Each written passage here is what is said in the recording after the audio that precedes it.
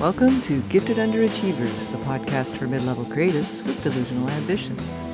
In this really short segment, James and I just want to prove that we're on the cutting edge of everything because we're talking about blurbing, something that's been discussed of late in the New York Times. Hope you enjoy. It's awkward, right? It's one of those things. It's like asking for a blurb for your book, you know? Well, yeah, and it's interesting that you mentioned blurb because I'm right now looking at the New York Times website because there's been this story, what are book blurbs and how much do they matter in publishing? The subheaded announcement from Simon & Schuster's publisher left the literary community wondering whether blurbs, the little snippets of praise on a book jacket, are all they're cracked up to be. But then there was another just below it, 2 stories down, that says too busy blurbing books to write one. Right.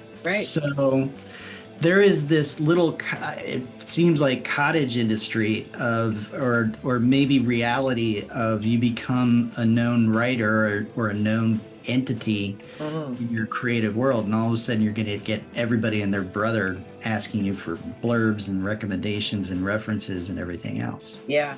And I know writers for whom being asked for blurbs is a problem because they're getting so many requests because they're friendly or they teach or whatever reason, and they can't because they have to read the book to blurb it. Yeah.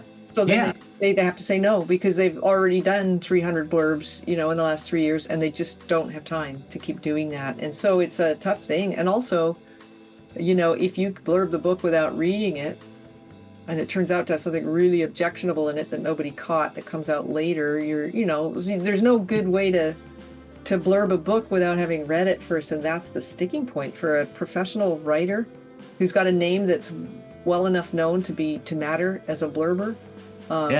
It's just such a commitment of time. And if you blurb one person well and, they know other people, you'll just keep getting asked until you say no to everybody. Yeah.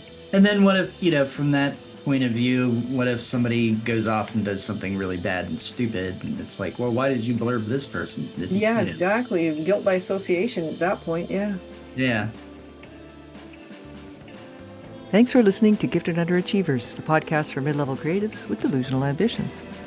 What do you think? Should blurbs be on the way out? Would you blurb if somebody asked you to? Have you already blurbed and regretted it? We'd love to know. Send us a note to giftedunderachievers@substack.com or hop into the comments on our webpage and relay your experience. Until next time.